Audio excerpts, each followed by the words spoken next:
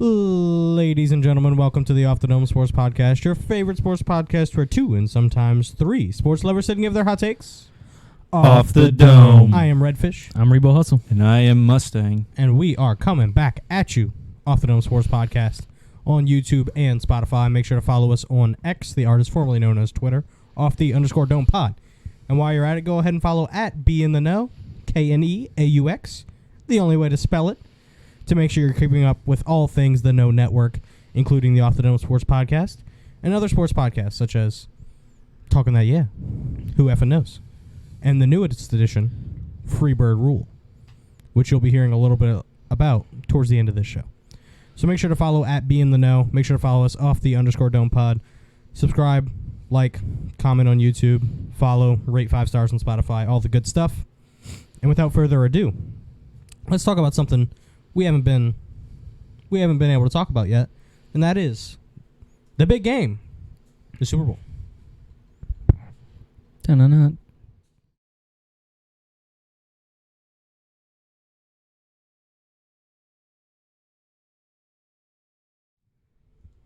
Na-na-na. Yeah. Why don't you give us your breakdown? As you saw in that graphic, that was the highlight of the Super Bowl. I'm sure many people will agree with me. Nobody wanted to see Patrick Mahomes win another one. I certainly didn't. But yeah, Super Bowl kicked off in a good way. 49ers went up. It was great going into halftime. The halftime show was outstanding. If you couldn't tell from our Super Bowl graphic, started out with some bangers like Caught Up. Brought out Alicia Keys on the piano. She killed it like always. Except for on the first note, but we'll give her a pass. Yeah, it's the Super Bowl.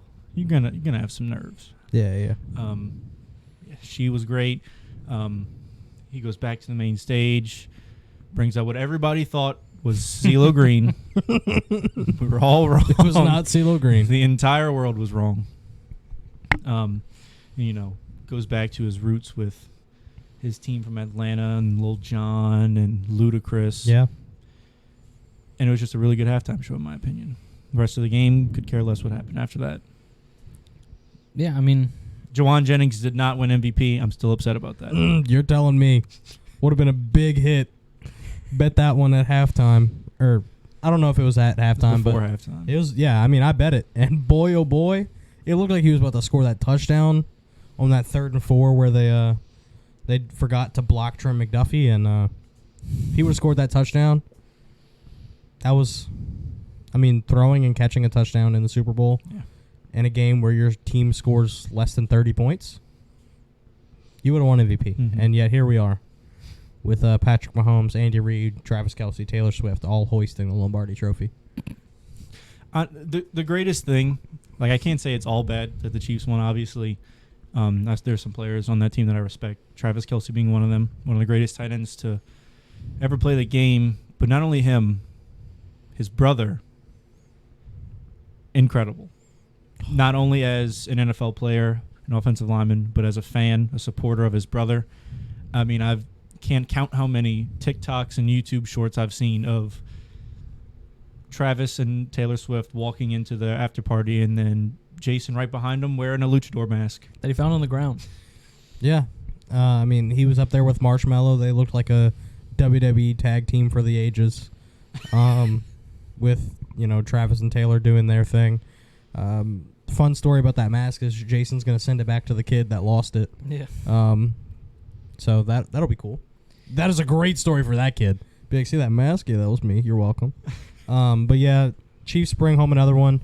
2 former Tigers bring home a Super Bowl ring in Neil Farrell and Clyde Edwards-Helaire. So it's always good when NFLSU gets represented. Yeah, I'm already looking forward to the next NFL season. We're 199 days away from the first kickoff of the 2024 NFL season. You know what that means? Draft pod coming. Draft pod coming soon. I'm sure we'll be doing a lot of Saints draft prospects and mock drafts and stuff like that on the channel. And just some underrated draft prospects in general, solo videos. Yep, and those will be coming out not only on the Off the Dome channel, but also the Know. Look out for, maybe a series on there about some draft prospects. So keep a lookout on YouTube about what we think about the upcoming draft. It's going to be Saints content, LSU content, draft in general, because we're huge on mock drafts and just having fun, thinking about where players could go, trade, stuff like that. Yeah. As some of you may know, if you've been fans of the pod for a while, last year we did a whole draft bonanza, palooza, spectacular. 5 hours long. We had a blast. It was us three along with Lionel Frankenstein and Clown Car. We also did a whole mock draft with us drafting. Yep, we did that right before too. We did. So we'll be. We don't have anything set in stone yet, but when we know, you'll know. Yeah, we'll see where that goes. But yeah, the NFL season has come to a close. Kansas City lifts the Lombardi Trophy. We have shut the doors on that season, and for us, a new season has begun recently. A season that, as you can see, Rebo Hustle here is super excited about. He's repping them today. The LSU Baseball Tigers. Woo.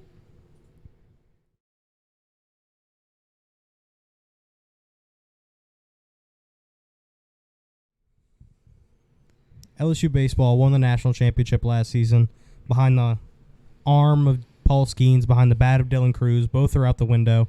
We've got 7 to the name, looking to make it 8 this season. Rebo Hustle, give us a breakdown of what we saw in weekend 1 of the 2024 LSU baseball season. Yeah, game 1, we saw Thatcher Hurd take the mound in the first inning. Honestly, everybody was expecting him to become the ace of the team. Had a great performance in Omaha last year. Had a great performance in the SEC tournament.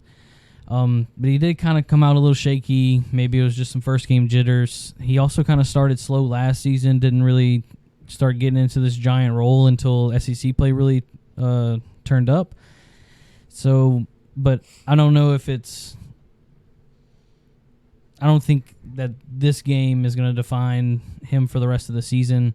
He's still a legit pitcher. He still gets you out of tense situations.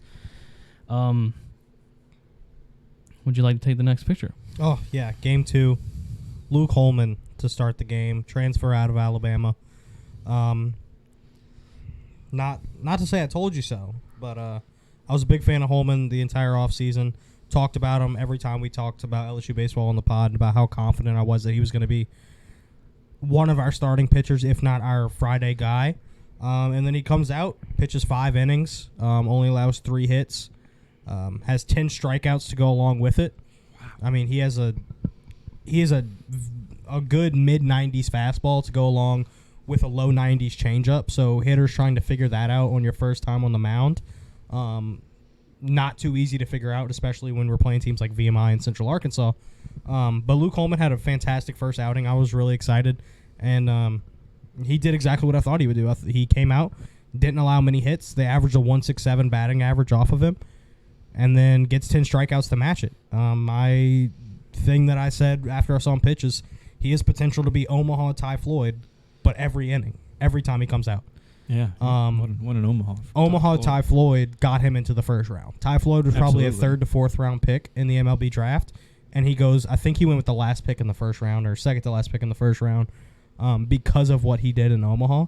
And I think Luke Holman can come in, day out, and do that. And not to say where he's going to go in the draft, but I could see him being a first round MLB draft pick if he holds up to the standard that he put just in week 1. Yeah, we've got a lot of high standards in pitching at LSU now, especially after Paul Skeens just left. You didn't see anything like super special like that out of anybody this weekend, but you definitely saw some solid arms. Guys like Nate Ackenhausen continue doing the same thing that they left off on last season. Nasty Nate gets you out of jams, gives you 60 pitches, and then you pull him out of the game. It's what he does. Gavin Guidry comes in trouble situations, gets you out of those, doesn't pitch much after that.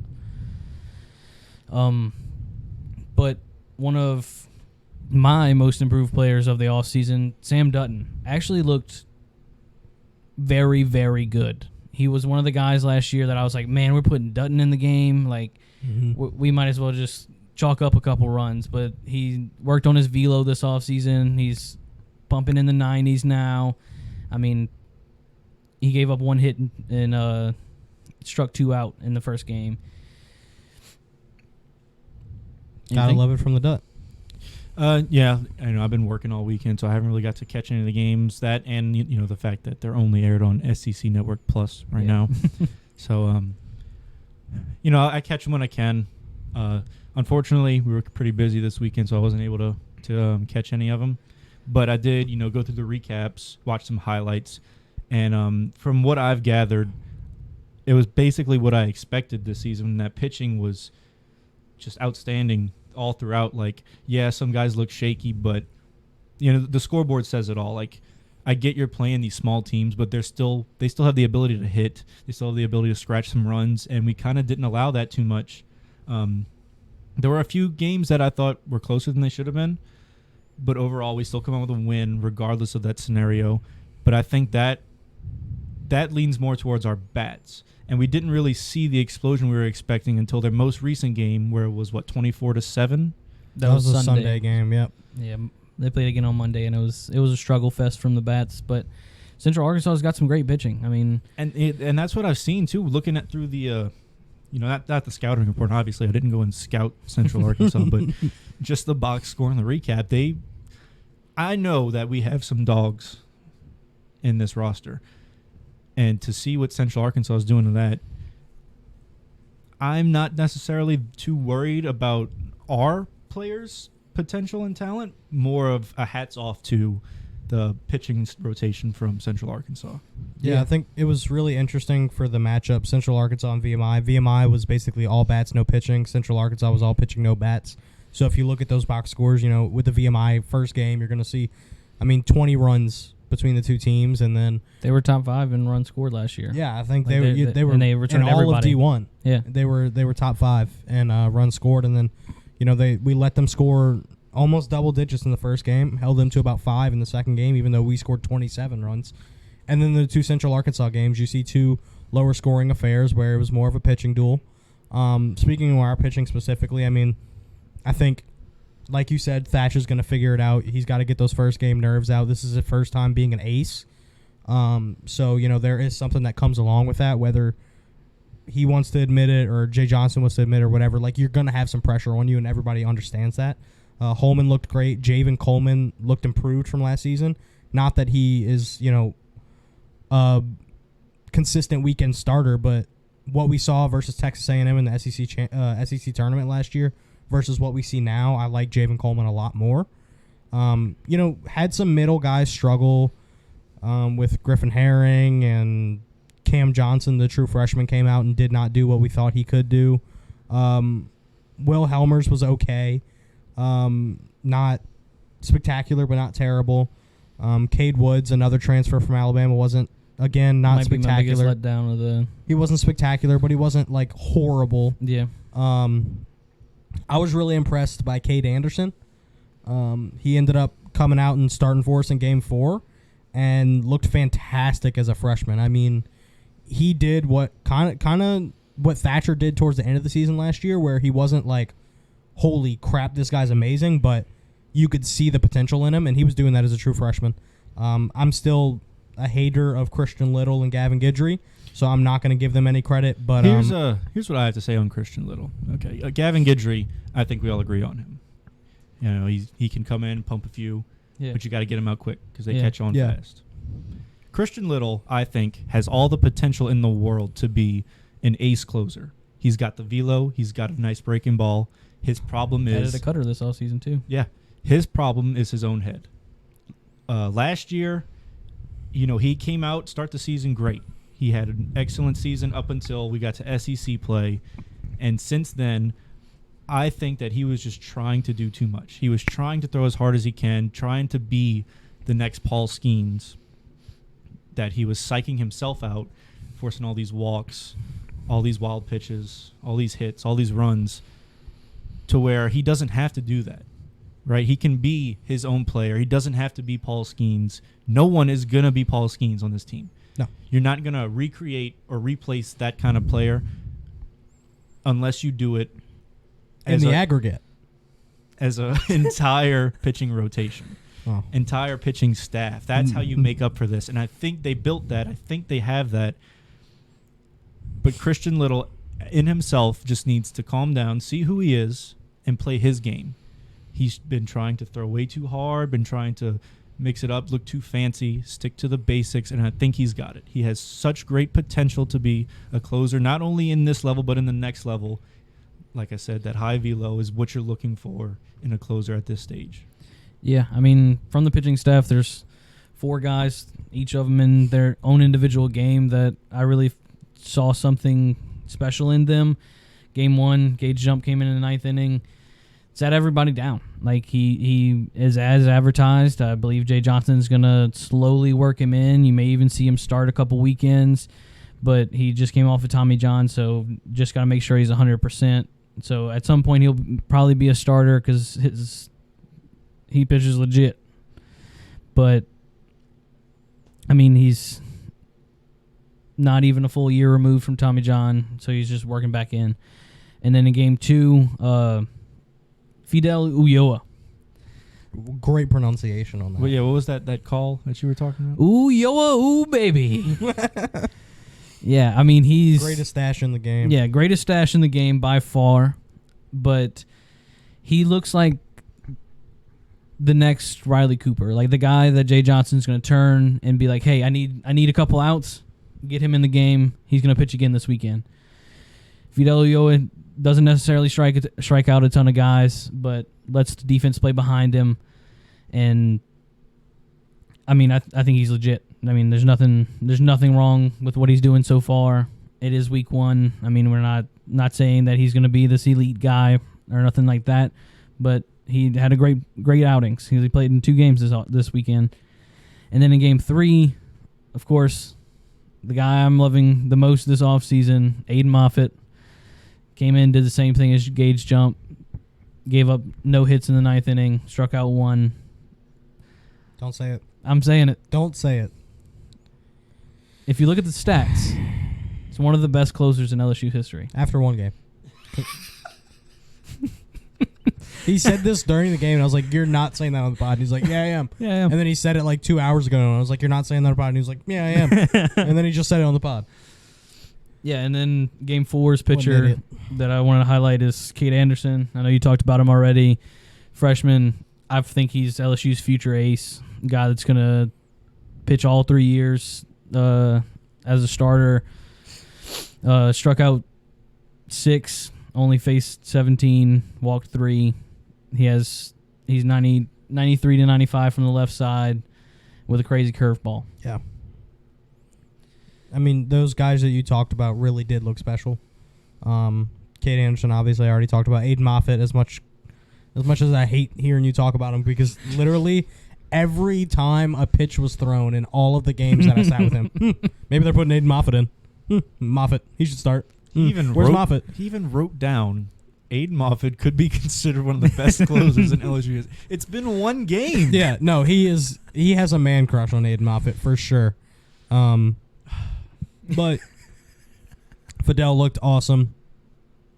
Cade Anderson looked great. Aiden Moffitt really did look good, as much as we want to talk about Rebo's man crush. Gage Jump looked fantastic. Justin Lohr, I think, from Game 1 to Game 4, when he made his next appearance, had a huge improvement. Yeah. I know he threw like 26 to 28 pitches in that first game, and was just kind of okay, but then he comes in Game 4, strikes out 3 after facing 4. So gotta love that. And then the only thing we have to talk about left with pitching, and then I want to get into kind of our bats. Yeah. Jaden Newt is still going to come back at some point this season, we're assuming. Missed all of last season with Tommy John. I am saying he's probably going to be back for SEC play if I had to guess. I think they'll try to warm him up during like midweek games before then, and then they'll really get him rolling once SEC gets here. And then we are unsure of Chase Shores. We don't know if he'll pitch at all. We don't know if they'll wait until SEC play, SEC tournament, what they'll do with him. But he's coming off of Tommy John as well, so we'll see if Chase Shores gets any playing time. And if he does, I expect him to be, if he is fully healthy, I expect him to be high up in that rotation with what we saw out of him last year. Before we step over to the hitting stats, just on this pitching rotation, like I said previously, it is almost impossible to replace a player with the caliber of Paul Skeens. You're not going to do it with one player. obviously not in 1 year, but to have this rotation the year after we win a national championship, the year after we win Paul Skeens, I think that our scenario is the best it could possibly be. Yeah, I mean, love the potential of all these kids. I think we're looking good.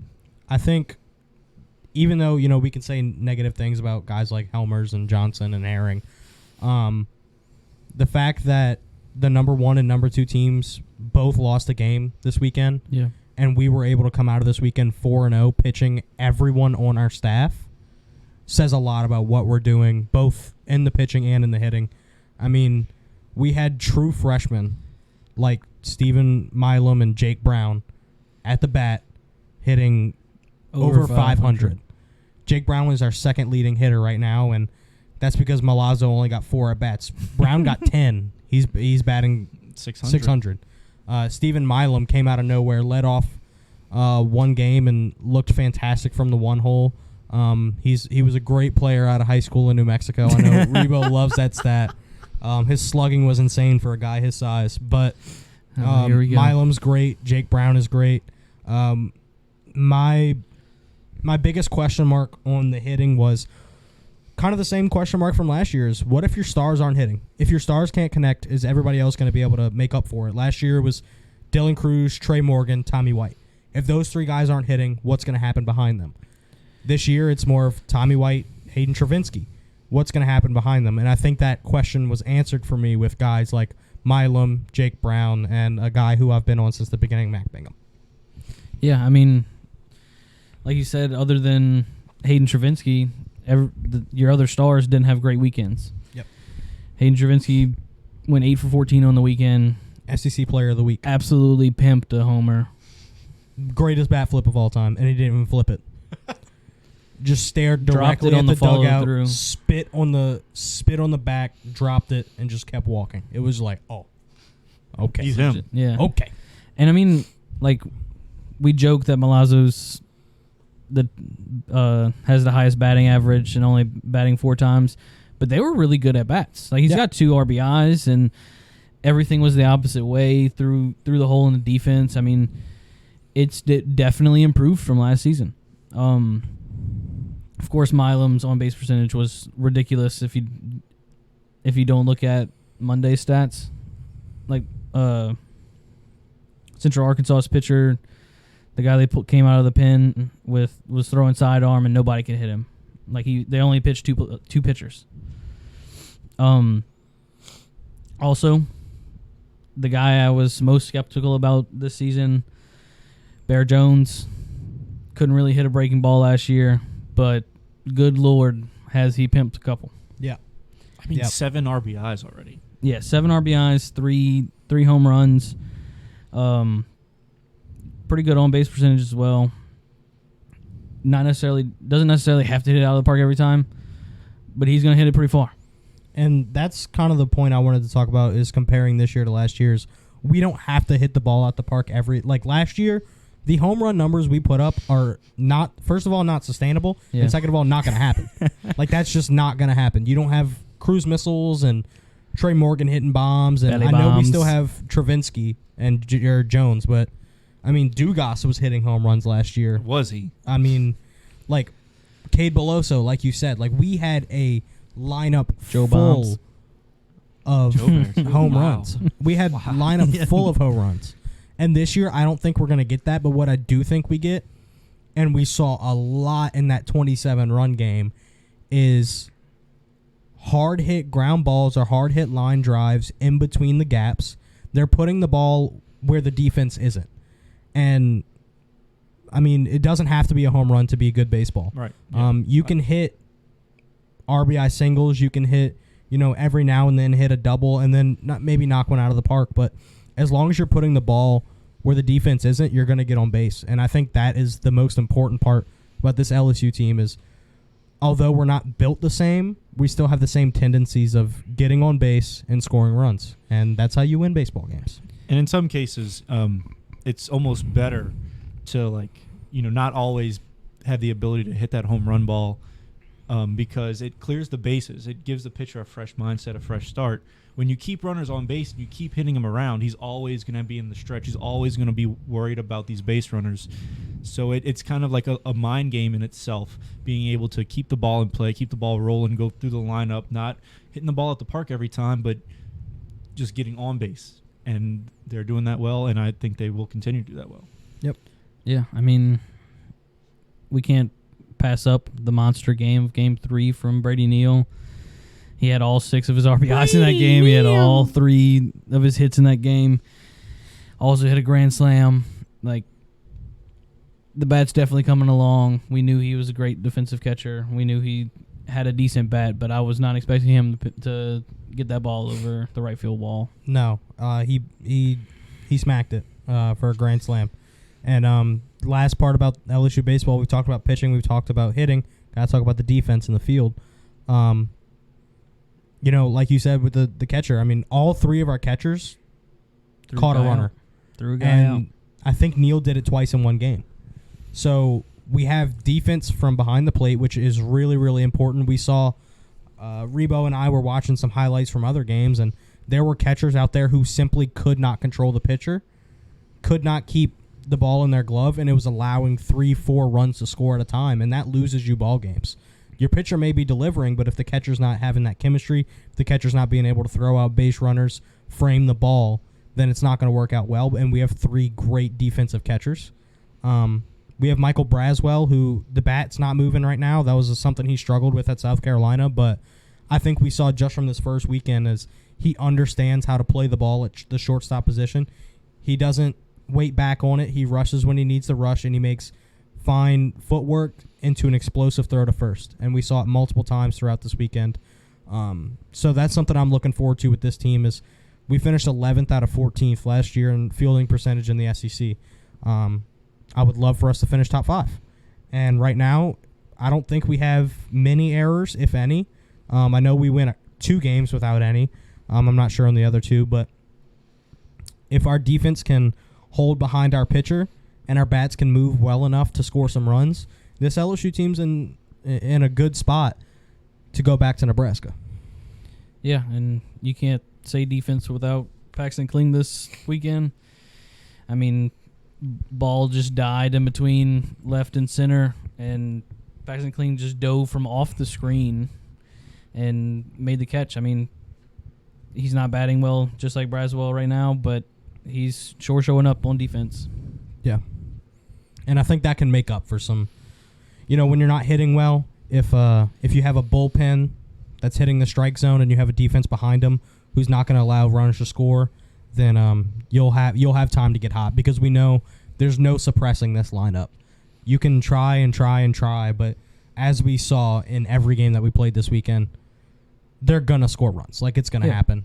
So I'm really excited for this LSU baseball team because they're so different than we were last year, but they're still effective.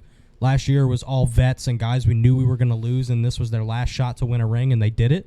And they were electrifying, hitting balls over the fence, and I mean, it was just a crazy chemistry team. And this team feels like kind of a ragtag group with a bunch of guys coming from high school and transfer portal, and yet we're still making it work. So I think this is going to be a really fun LSU season. Can't wait to keep moving forward through it. And moving on from the college ranks to the professional guys, we're going to be talking about some New Orleans Pelicans.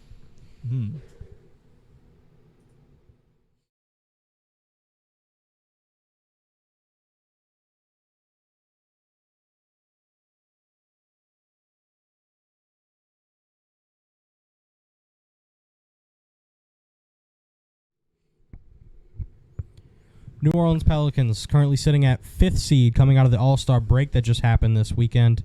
I believe they're tied with the Suns for the 5th seed. So above that play-in mark that, we have to try to avoid if we can. We have a fairly easy March. But, Rebo, we have a very tough April. Yeah, I mean, you end March with a 3-game stretch of Thunder, Bucks, Celtics, and then you begin April with Suns, Magic, Spurs, Suns, and then you end the season with Kings, Warriors, Lakers. Yeah, I mean, there's only 8 games in April. There's 2 that you can take off. Yeah. The rest of it is is going to be intense. But the beginning of March, you're already above 500. Quite a bit above 500 as well. Yeah. Like, this is... I think I remember them saying this was the best record that this franchise has had going into the All-Star break since 08-09. So 33-22 right now, 11 games over 500. And that's before we were even called the Pelicans. We were the Hornets back then, and that's including 3 playoff teams since we've been the Pelicans. Trevor Ariza might have been on that team. Probably. He was. It was Trevor Ariza and Chris Paul and Emeka Okafor and Maybe David even Willie West. Green. And Maybe even Willie Green. It's possible. It's possible. I don't remember, but I don't think he was. But I mean, yeah, Jerry Jack. Those were some days back then. Grievous Vasquez might have even been on the squad. So, God, what are we talking about? Need to stop. But yeah, that March-April turn looks brutal. End of April looks brutal. But we are, like you said, well above 500. And if we can stay afloat, we stay out of the play-in, which I think staying out of the play-in for this team is huge. That's a few more days off. And that's some rest where you get to scout and look at other teams that you might be playing. And I mean, we've had to play in the play-in the past every year the play-ins existed. We've been in the play-in. I think this is our 3rd year. Yeah. And if we can stay above that and avoid that, and even if we can lock up a top 4 seed where we get home court advantage in round 1, that'll be huge for us as well. And I don't think it's impossible at this point. Yeah, and we're at All-Star break, so got to speak about the All-Star break. And Draymond Green was on the broadcast saying, Charles Barkley asked him, Pelicans are one of the deepest teams. Like, they're actually going to be a threat. They've 3-headed monster, this, that, and a third. Yeah. And Draymond Green said nobody's worrying about the New Orleans Pelicans. Fine. And don't worry about him. Yeah, I mean, it's an interesting thought from Draymond Green to say ain't nobody worried about the New Orleans Pelicans when the last time we played them last month, we beat them by 35 points. And they got booed out of their own building. Got booed out of the Chase Center. So we beat them by 35. We caused their fans to boo them after they've been the biggest basketball dynasty we've seen in the past 10 years. The only guy that didn't play was Clay. What was that? The only guy for them that did not play was Clay. Yeah, so it was 2 healthy squads, and we scored 141 on them. Draymond Green is being passed up by a rookie whose last name I can't even pronounce right now. Braden He's Krasinski. played less than 30 games this season, so he's doing a whole lot of talking for somebody who's not on the court. They're the 10 seed. He might even get... They might miss the play-in. He might get suspended again because he's been getting chippy again. For a guy who got suspended for 15 games, a guy whose team is 1 game above 500 as opposed to 11, and a guy who is looking like they're on the brink of not even making the play-in, he's doing a whole lot of gum yapping. You forgot to mention the guy who week in, week out wins the Charmin Ultra Soft Player of the Week. Him and Jay Crowder are fighting every day of the week. I mean, listen, I know Draymond Green's whole thing is getting under people's skin and being like the villain of the NBA. What a heel. But he is a heel. But if you're going to trash talk, at least have something to back it up. And right now, the Warriors have nothing to back up any trash talk. I mean, Steph won. Sure. Sure. But obviously he won. Yeah, I mean... She also shot from the NBA line. The WNBA line's a little different. Why did that even exist? No one knows. I don't...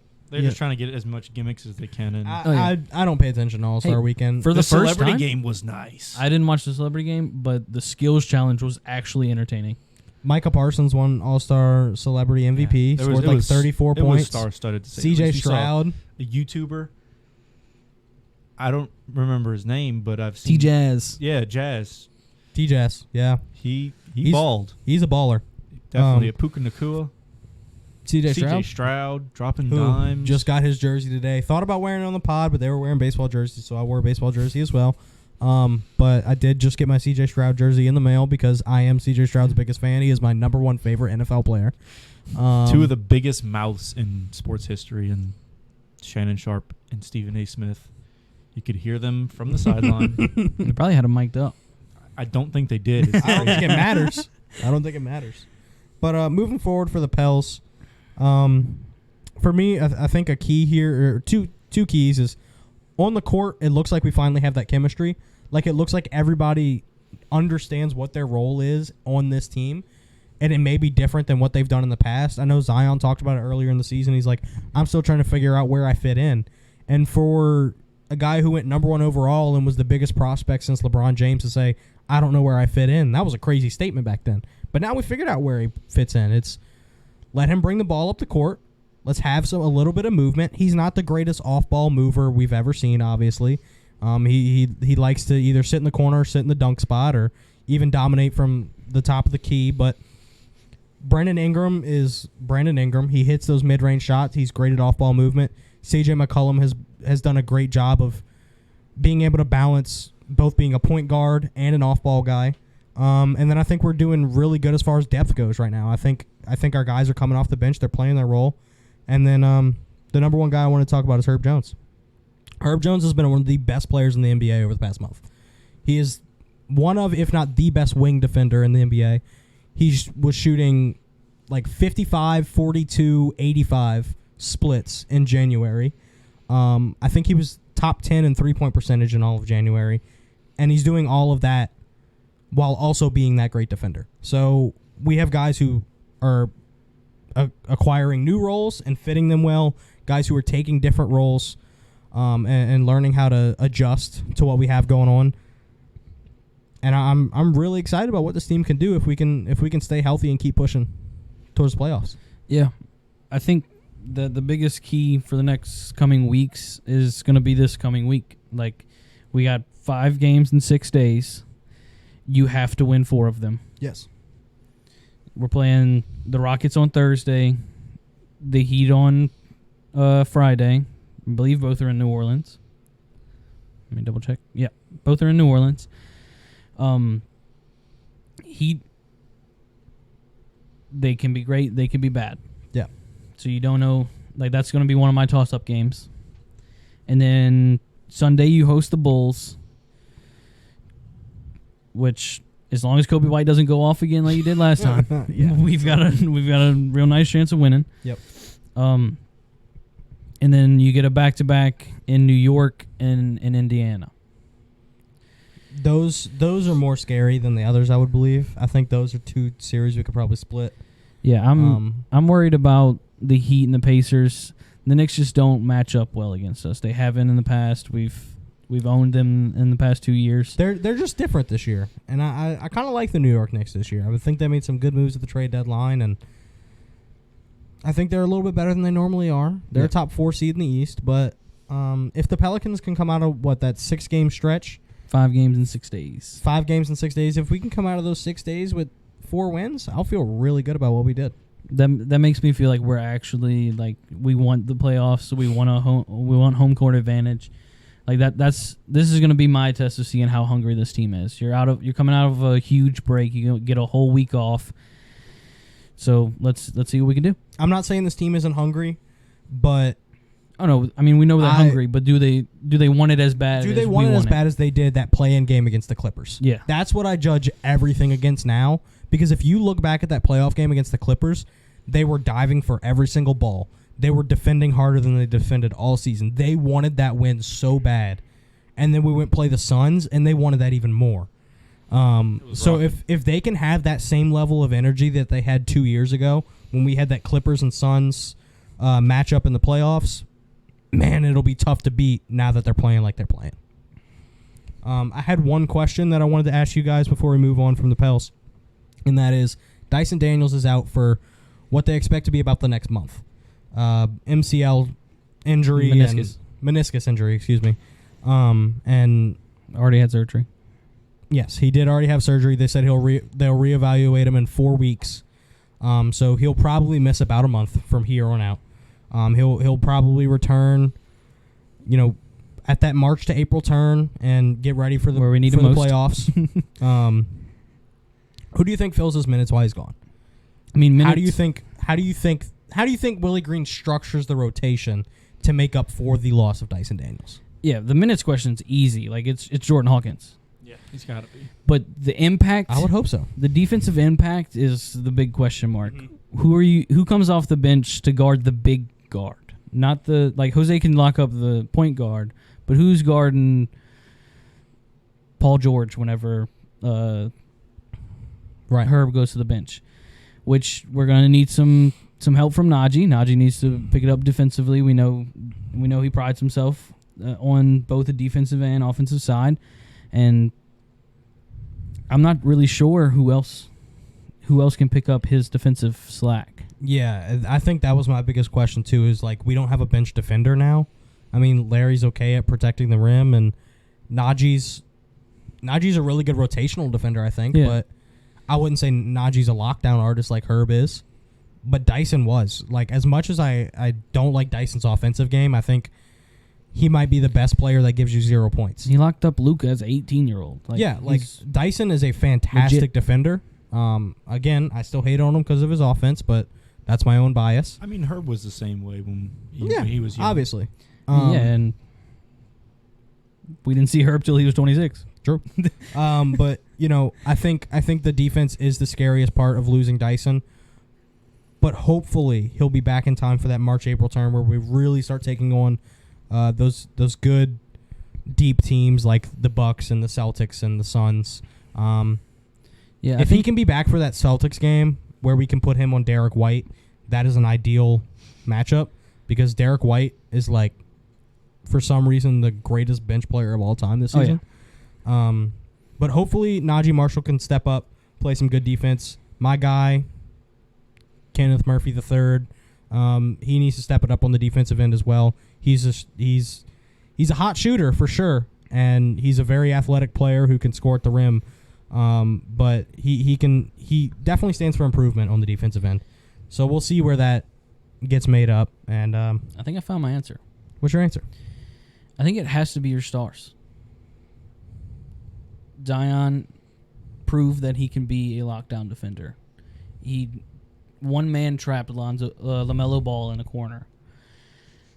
Brandon Ingram can show some defensive prowess. He's the longest guy we have. This is his best defensive season to date. I saw some stats backing that up. I'm not just saying it because I felt like it. So, I mean, when Herb goes to the bench, one of those guys is going to be in. CJ has also played some really good defense this year. He's more of a pesky guy than he is a lockdown. Right. But I mean, those guys are going to have to step up, and they know it.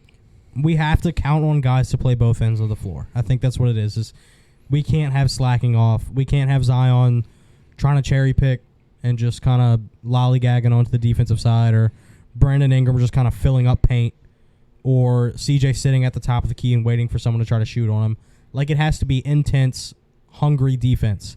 And if we can get that while Dyson's gone and then Dyson comes back in, fills his role, like I said, this team can lock up a top 4 seed, get home court advantage for the playoffs, and they're a scary team to face no matter what Draymond Green says. Amen. So we're going to talk Forever about something. and ever. Amen. Randy Travis. So we're going to talk about something we've never talked about really on the pod. And like I said, Freebird rule, new wrestling pod out of the know. So we're going to talk about some WWE. 43-35.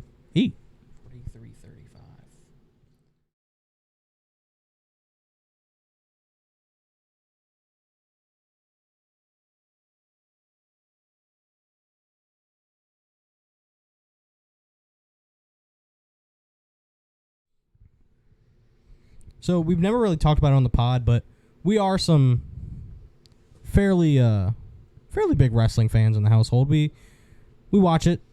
I think myself and Rebo Hustle might watch it a little bit more than Mustang over there, but I used to, like, very much into it 10 or so years ago.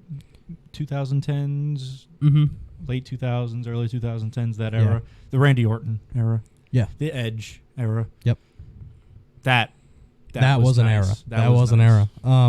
But, I think I've kind of fully dived back into it. I know every storyline. I know. From what I've been, witnessing and hearing and, like, all the stories and programs going on. It sounds very interesting. Yeah, I mean, I think they're getting back to it's probably the best it's been since the Attitude Era. Yes. As far as absolutely money goes and attendance goes, it is the biggest it's been since, like, Stone WWE versus WCW days. Like, it is absolutely hitting on all cylinders right now, and I think a lot of that has to do with who's at the top. I think having Triple H in there, who was a star for 20 years, and now he's running the show. He understands what it's like to be on both sides, and he's doing a fantastic job. Shawn Michaels is running NXT, and their development program is outstanding right now. They've had so many people come up to the main roster recently who are just as good on the main roster as they were in developmental, and they have so many more people who are ready to come up. So I'm really excited about what's going on, and we're gonna go ahead and we're gonna give our Elimination Chamber match predictions.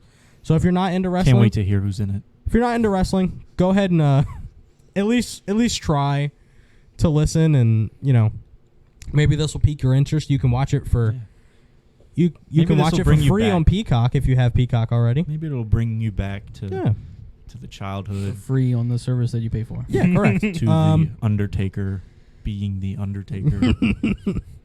But yeah, it's unfortunately this pay-per-view is in Perth, Australia, so it's gonna be airing at a strange time, 4 a.m. Central where we are.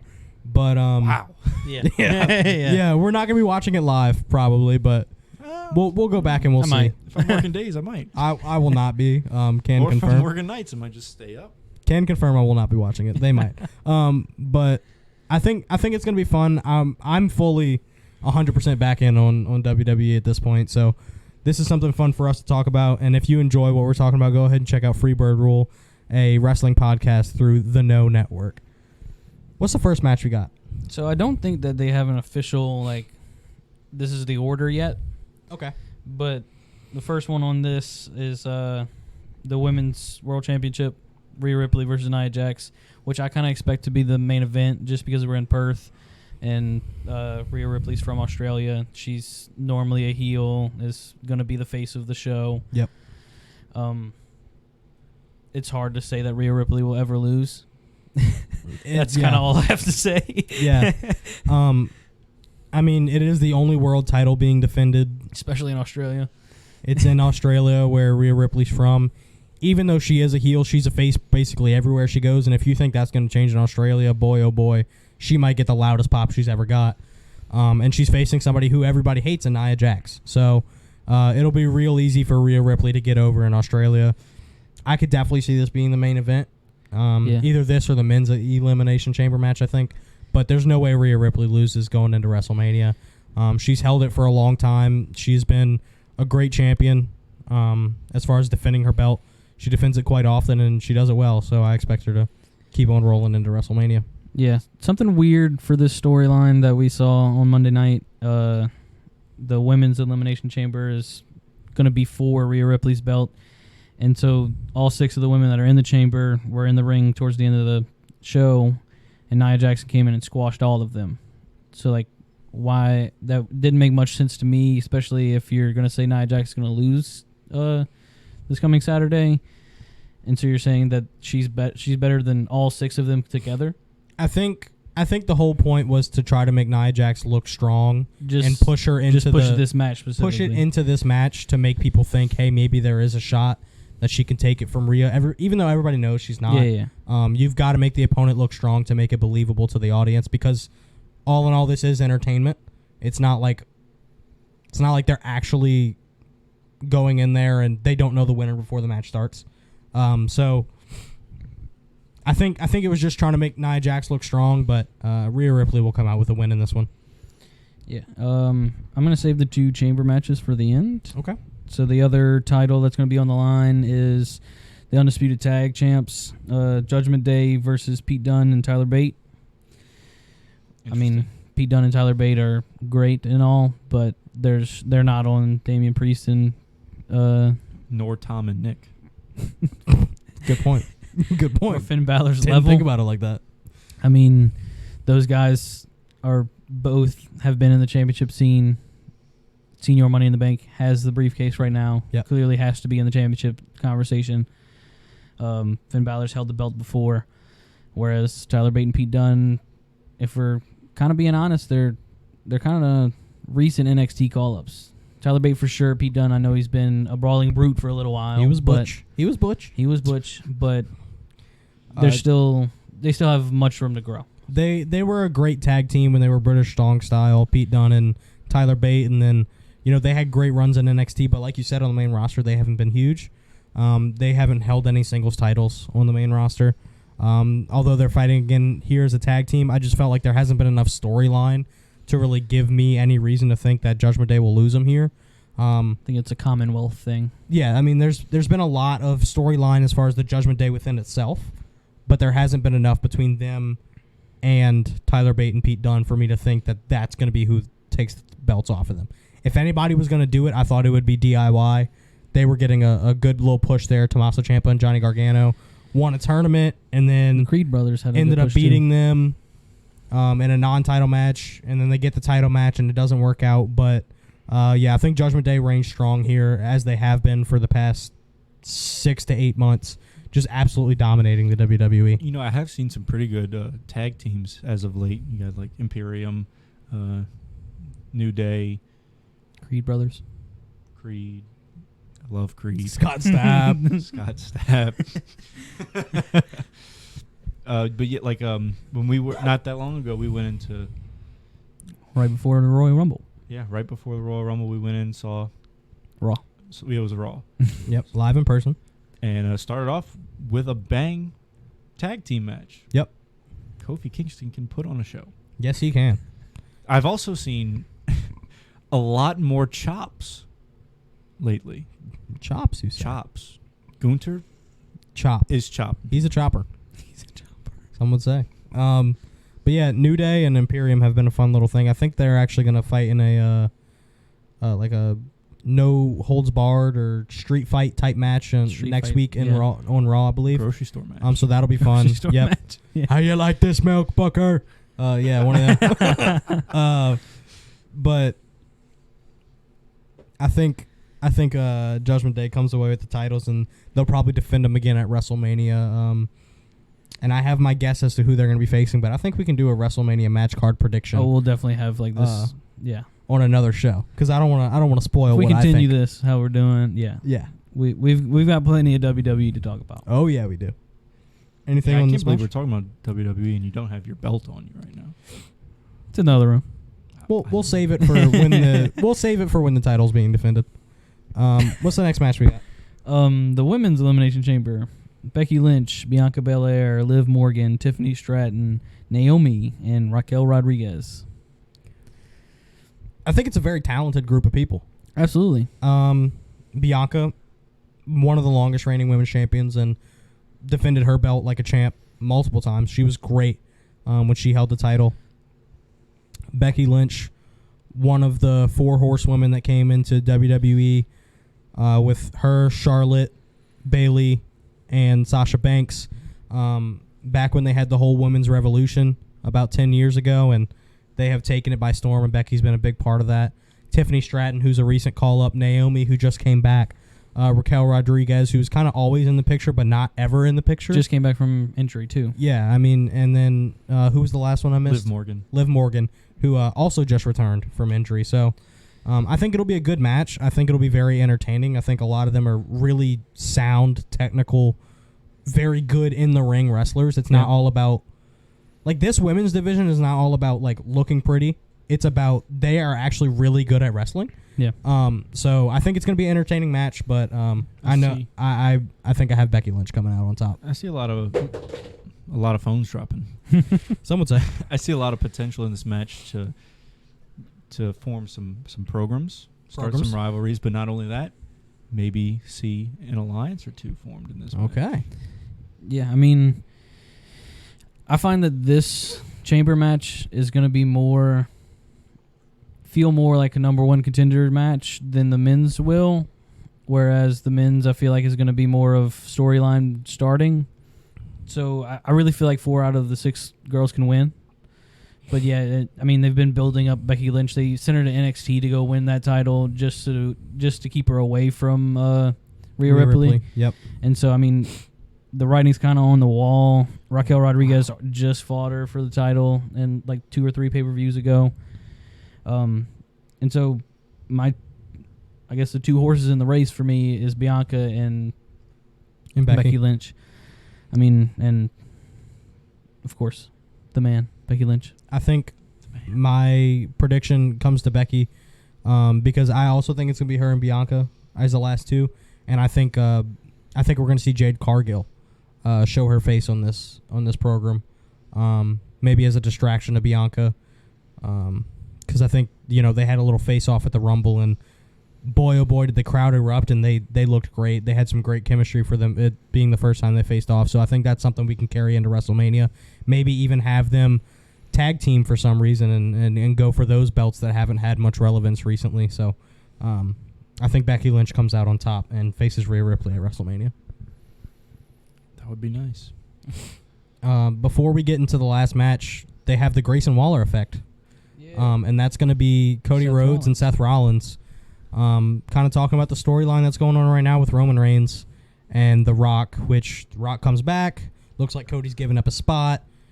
Rock turns heel, joins forces with Roman Reigns and the Bloodline on this past episode of SmackDown. Going back to kind of that Hollywood 2003 Rock persona, where he's just roasting the fans about being fat and having herpes and whatever he wants to say at that moment. So, correct me if I'm wrong. Okay, I definitely will. Probably am. But it would be... But hear me out. It would be awesome if I was right. But it kind of seems to me, with The Rock coming back, with him creating all this drama within the WWE universe, him siding with Roman, could we see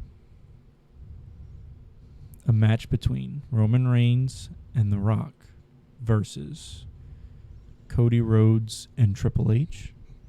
So Triple H, no, because he has a pacemaker, and it's pretty much like that was something that got talked about right after the press conference because The Rock and Triple H had a big face-off, and I mean he was cursing. The Rock was cursing Triple H out, and everybody's like, "Oh, what if Triple H comes back?" But then you really have to think about it, and this dude has electronics in his heart in case it stops. So him being in a wrestling ring is not a good idea. Unless he's in a suit and tie and he's yelling into a microphone. That's unfortunate. What seems to be getting set up is a similar match with The Rock and Roman Reigns on night one of WrestleMania, tagging up as the new Bloodline versus Cody Rhodes and Seth Rollins. That is kind of what I'm thinking it's going to lead to. Yeah, I think Cody and Seth will be in this with the Grayson Waller effect. Grayson Waller will throw a couple jabs as far as like just being a heel as he is. Yeah. Cody Rhodes and Seth Rollins will come back at him. It'll look like it's about to get physical, and then you hear, "If you smell," Rock comes out, Roman comes out, stare down, and then some sort of interaction, whether they say it out loud, whether they just look at the sign, but we get some sort of a glimmer into WrestleMania where it's going to be that tag team match of the new Bloodline versus Cody and Seth. Yeah, we've seen it in a couple promos on Raw where Cody's in the middle of cutting a promo. Seth comes out, and I think the last time they had that interaction, Seth said something about you may need a shield. And so, like, they're definitely hinting at there's going to be some form of match, like we're saying, maybe night one of WrestleMania, and then both men's belts are going to be defended on night two. But, yeah, I mean, I definitely agree. There will be some form of shenanigans going on during the Grayson Waller effect. The shenanigans have happened once, so they definitely will shenan again. So you're telling me they name-dropped Shield? Yeah, Seth Rollins said, he's like, I have a history with Roman Reigns. I know what it takes to beat him. So there's nobody better to be your Shield than me. And how does Dean Ambrose feel about this? Well, Jon Moxley is in AEW, and he's getting bloody every day, so I don't think he'll be back. Because he did not leave happy, and it doesn't seem like he'll ever be back in the WWE ring. But then again, CM Punk hell froze over, so we'll see. Yeah. But I don't think Jon Moxley plays into this role at all. I love seeing that would have been cool. Punk in the Royal Rumble. That would have been cool for Dean Ambrose to make a little bit of an appearance, but I don't think that'll happen.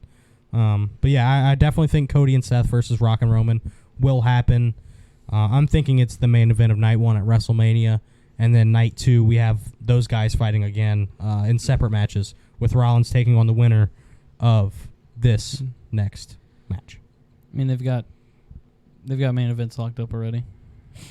So Bailey and Io Sky have to fight. I at one of the main understand events. that. I understand That's how that. the rules work. Mm. We just stayed true to the rule at the press conference. See, but last year, the main event night one was a tag team match as well, where it was the Usos versus Kevin Owens and Sami Zayn. So they could always, they don't follow their own rules. The women's match could go on first day of WrestleMania to kick you off. It could go on first of night 2. It could go on right before the main event. Yeah. It could go on in that middle of the match lull to make sure people stay engaged. So I don't know where that women's match fits in, but I think we'll definitely get some sort of match that pertains around these 4 guys. All right. So what is probably going to be the main event, if not the second to last of the on the card, the men's elimination chamber. You've got Drew McIntyre, Randy Orton, Bobby Lashley, LA Knight, Kevin Owens, and Logan Paul. So this one, Some like you said names. earlier, I think it's a big storyline match. Yeah, I think that there's one clear guy that everybody thinks is going to win it because there's only one guy from Raw that's in this whole event.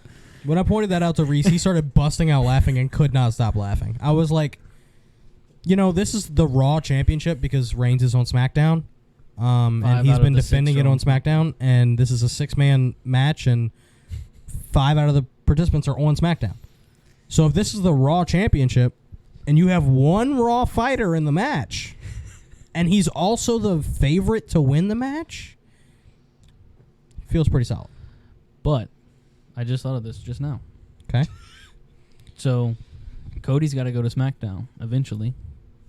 Yeah, he's gonna. I think we'll talk about Is this your WrestleMania trade? predictions. If Maybe. a SmackDown player. If Cody wins and he stays on Raw, and then this title goes to SmackDown, is that what you're saying? Well, I'm saying if one of the SmackDown guys wins the match, Mm-hmm. that would be your trade, like the Kevin Owens and Jey Uso trade. Where Cody would then take the WWE title to Raw, if he wins at WrestleMania. No. No. I mean, it's possible, but I'm saying Cody would go to SmackDown to continue the WWE title because the other and then the other this guy title who is on wins the Raw. Elimination Chamber would go to Raw. I see what you're saying. That's on me. Sure. But it doesn't make much sense. I mean, LA Knight is blowing up over there. That wouldn't make much sense for your 2 biggest faces in your company, in my opinion, to face each other at WrestleMania. Randy Orton I would argue Cody Rhodes is the biggest face. 2 biggest faces from each brand. Okay. Is that fair? Sure.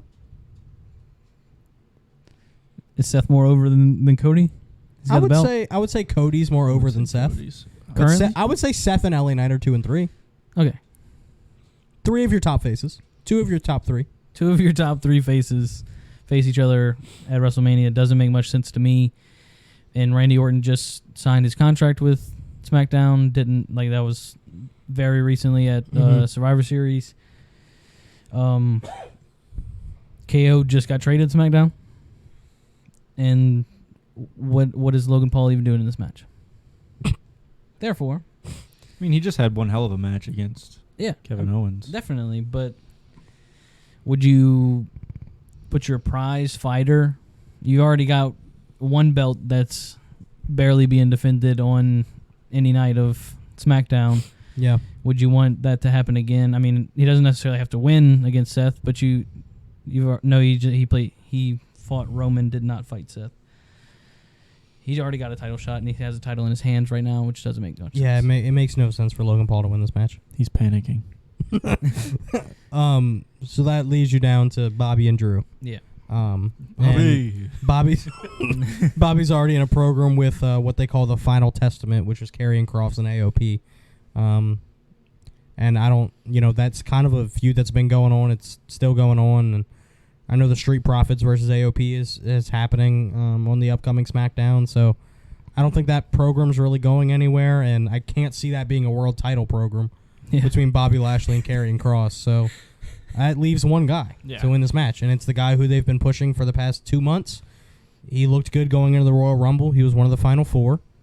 He's buried Sami Zayn. He made CM Punk look like a child in his promo. He has called out Seth Rollins. He has called out Cody Rhodes. And I think Drew McIntyre is the winner of this Elimination Chamber match. I don't think there's any other way to go about it. Yeah, I would agree. And I don't know as much as y'all know as of the current state of the WWE, but what I do know is that Drew McIntyre is on the come up. You know, like they had talked about recently, he was at the top when WWE was going through COVID, kind of at its lowest point, and a lot of people said that he didn't really deserve it. And now I think that his storyline is him coming up, proving that he deserves it, proving that he owns it. He's going to win this. And I think his face to heel turn was so natural, too. Like, it didn't feel like he was one of those guys where all of a sudden he was a heel. Like, it felt like it was building and building, and people were passing him up, and he was like, I deserve more than this. Like, don't y'all see what's happening to me? And he finally snapped. And I think they've done a really good job with Drew McIntyre's story. So I would love for this to finish with him winning the Elimination Chamber and getting an opportunity at a world title again.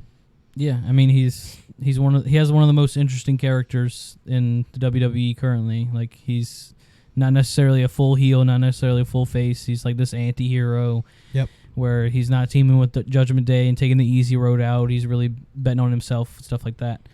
But I really feel like this match is going to be some storyline set up, or also some storyline ending. Yep. KO, of course, got caught cheating and lost his fight at the Rumble with Logan Paul. And so I believe that book will close in this match. And I also believe that Logan Paul, LA Knight book will open. I'm thinking the same exact thing. I'm thinking they may even open the chamber as, you know, the two guys outside the pod who start the match are KO and Logan Paul. And they finally get their face-to-face, and Logan Paul tries to, you know, screw Kevin Owens out of winning, and LA Knight's the guy out the pod. He eliminates Logan Paul. Now that starts that Knight and Logan Paul little bit and ends that Kevin Owens, because he's now out the picture with those two guys taking it in. So I like your point, and I think WWE definitely has an opportunity to do that. I don't see any road where anybody other than McIntyre wins this match. I know a lot of people are talking about Randy Orton. He finally came back. Let him get up to, you know, beat that record of world titles, but I don't think it's the right time, and it doesn't make sense. Yeah, I think it'll happen for him to have this title. Not now. I think you can have a Cody Rhodes versus Randy Orton feud a lot easier than you can have a Randy Orton versus Seth Rollins. Talk about views. Cody Rhodes, Randy electricity. Orton. Talk about legacy. Shout out 2009 WWE, Cody Rhodes, Ted DiBiase Jr., Randy Orton. But yeah, I think this will be a fun little PLE and our last one before WrestleMania, and we'll definitely talk about this. We'll definitely talk about WWE before we get there. So, any other thoughts on Elimination Chamber or anything else going on in the world of the OTD boys? No, I'm kind of feeling like I'm ready to book my own PLE. Ooh, we're booking PLEs. Let's go. WWE 2K24 comes out next month. Rebo bought the last one. I will buy this one because there's no way all three of us are spending money on that game. This has been fun, though. I'm glad we got to talk about some different stuff than we normally do. Got our minds moving. Got to talk about, it's not just all about the Saints and how much we hate Dennis Allen and Pete Carmichael and Derek Carr. It would have been a pretty miserable hour and 10 minutes if we did that. Yeah, but we'll be talking about that moving forward, of course, with the NFL draft coming up in just 2 months. Our trip to Houston coming up. Your trip to Houston. Some people don't want to hang out with us. No, some people have to work for a living. But make that OT. What? To make that OT. Do you get OT? I wish. But no, unfortunately I do have to work. They'll be in Houston watching LSU baseball kill it in Minute Maid Park. So I'm excited to hear your stories from that. I know y'all are going to have fun. We had a blast last time, so I can only imagine what it's going to be like when you get Dutt and Big B in the same building. But this has been a fun episode. Got to talk about a team that's near and dear to our heart in LSU, and talked about the Pels, talked about some wrestling. So it's been a fun time. Talked about Burn and and the DJ do got us falling in love. So we'll make sure to keep you posted on all the new content coming out of the Off the Dome Sports Podcast Studio right here in the Myrtle Ridge Manor. Thank you very much for watching. I'm Redfish. I'm Rebo Hustle. I'm Mustang. And we will see you next time.